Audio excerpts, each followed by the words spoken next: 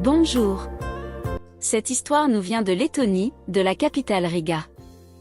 Le titre est La foi contre vent et marée. L'annonce de cette femme de 95 ans a surpris le pasteur Armand. Pauline lui a dit qu'elle voulait transformer une maison de 2 étages en église adventiste du 7e jour dans la capitale de la Lettonie, Riga. Elle lui a ensuite présenté les documents de propriété du bâtiment datant d'avant la Seconde Guerre mondiale.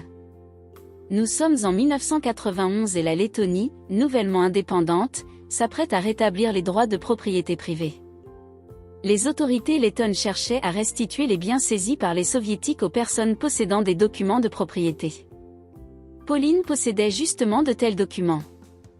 Elle les conservait depuis 1972, date à laquelle la propriétaire initiale du bâtiment, Anna, avait fait le dernier vœu de voir son ancienne maison transformée en église adventiste. Anna était persuadée que les temps changeraient. Si elle ne vivait pas assez longtemps pour récupérer la propriété et la remettre à l'église, elle trouverait quelqu'un qui pourrait l'aider. Elle décide de rédiger un testament dans lequel elle lègue la propriété à une amie plus jeune, Pauline. En 1963, Anna signe un testament dans lequel elle lègue la propriété à Pauline à condition qu'elle la transfère à l'église adventiste. Elle transmet également les documents de propriété à Pauline. Le testament a été signé par un avocat et 2 témoins membres de l'église. En réalité, il s'agissait d'un document fantaisiste, car il n'avait aucun pouvoir juridique. En vertu de la loi soviétique, Anna ne possédait rien. La propriété, comme toutes les autres propriétés autrefois privées, avait été nationalisée. Anna n'a pas vécu assez longtemps pour voir son rêve se réaliser.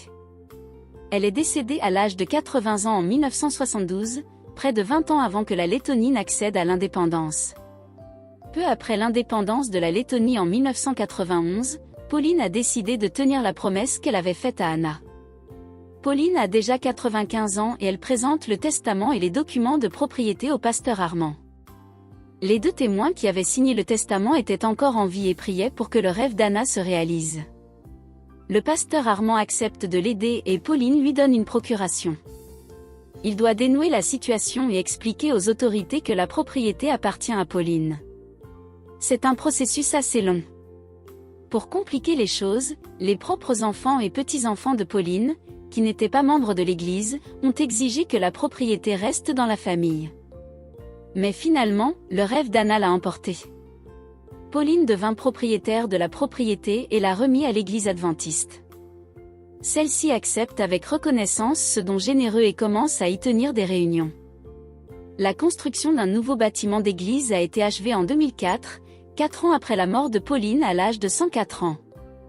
Armand a maintenant 76 ans et est à la retraite. Il vit dans un appartement situé dans l'ancienne propriété d'Anna. Il aime raconter comment Anna et Pauline ont regardé la propriété avec les yeux de la foi. La foi de ces 2 sœurs est étonnante, dit-il. Anna et Pauline avaient foi en Dieu, et l'offrande du 13e sabbat de ce trimestre leur permettra d'enseigner la foi à d'autres personnes. Nous vous remercions.